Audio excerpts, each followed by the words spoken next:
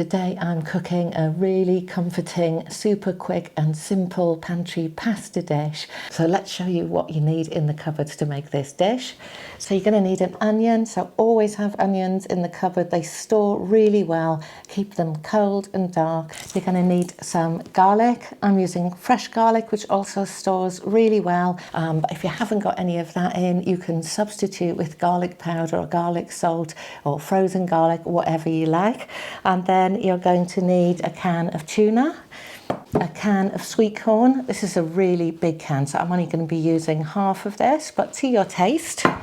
A can of tomatoes, always have these in the store cupboard. Some pasta, and I'm using penne for this because it really does soak up the tuna and works really well with this kind of casserole dish. And then I'm going to use some panko breadcrumbs. So you can use ordinary breadcrumbs that you've saved yourself, and do remember to do that if you've got bread spare. But panko breadcrumbs bring that extra special crunch. And I think especially for some of these pantry dishes where there isn't a great deal of texture, panko breadcrumbs bring something extra to the party. So I like to use those. And then my secret ingredient, these are called sweet piquante peppers. So some kind of jarred peppers that you like. These give a lovely flavour and go very well with fish because they have that kind of sourness that really livens up the dish. I'm going to use some of my home dried parsley. You can use any dried herb you want. And I'm going to be using today some little bits of parmesan that I've got left over and need using up. So this is a great way of using up those rinds. You could also use cheddar for this, or any melting cheese if you want it to be more kind of super cheesy, unctuous, melty. Or you could use this super pantry alternative. If you haven't used this before, nutritional yeast is a good substitute for parmesan. So really useful if you're cooking vegan foods, but also to have in the pantry for when you haven't got any cheese but you want that cheesy taste in a dish like this. So if you haven't seen it before, this is what it looks like. And it's a great store cupboard ingredient because it lasts for ages. So I'm going to use my parmesan today, but don't forget to get some nutritional yeast to have in your cupboard if you like that kind of very super cheesy taste and you're worried that you may not have cheese in the house just when you need it. So that's all of the ingredients we need. I'll put the quantities in the description below, but for now, let's get this done because it's a really quick and simple dish, and we'll have it on the table in about 20 minutes.